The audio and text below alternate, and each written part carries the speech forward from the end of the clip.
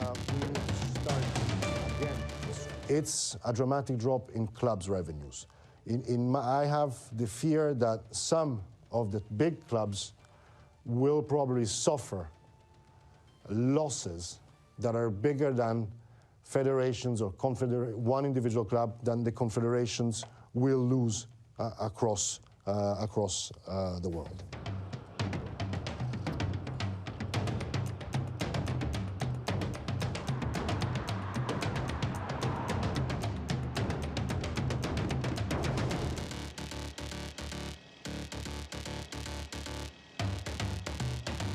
Our next challenge is to bring the most important part of our game, the fans, back into the stadia.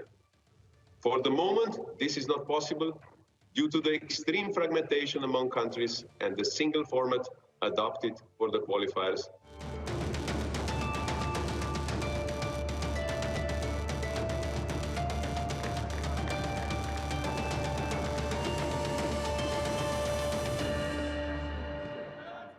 Well, for more, Kieran Maguire joins us from Manchester. He's a sports finance specialist at the University of Liverpool. Great to have you back, Kieran. Now, as we saw there, the Premier League, La Liga, kicked off this weekend, just passed, as we know, to a very different atmosphere. No spectators in any of the stadiums. And we saw there a call for members to be able to actually watch these games. How crucial is the revenue from spectators?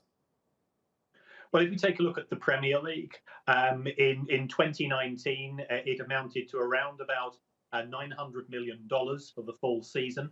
On top of that, you've got broadcast revenues, which were worth around about $3.5 billion. And we have seen both rebates demanded by some broadcasters because the kickoff times are being changed, and that won't suit their broadcast times as far as consumers are concerned. And also the Premier League has now lost the Chinese TV deal with PPTV because they were unhappy with the changes made by COVID. So if you put that across the whole of Europe, we are talking substantial sums. It's difficult to quantify on a country-by-country basis because we are now starting to see a very small return to matches taking place in front of paying audiences, but this will be very localised.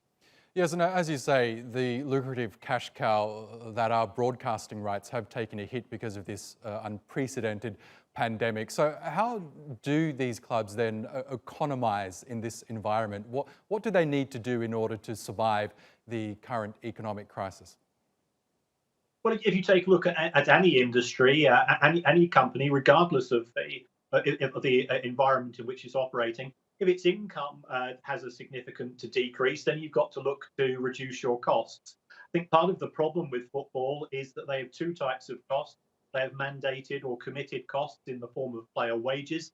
Those will be very difficult to extricate themselves from. And the reason for that is if a football club unilaterally cancels a contract or demands a pay cut, then the players could walk away to another employer. And therefore you'd lose the talent of the player, but you'd lose the transfer fee. So then we move to the transfer market, and that's far more discretionary as far as spending is concerned. And it's been noticeable across the whole of Europe that there's been very few transactions taking place. So we've got a reduction in both price and volume. And as we saw from Mr. Agnelli, an anticipated drop of 30% is probably a prudent estimate.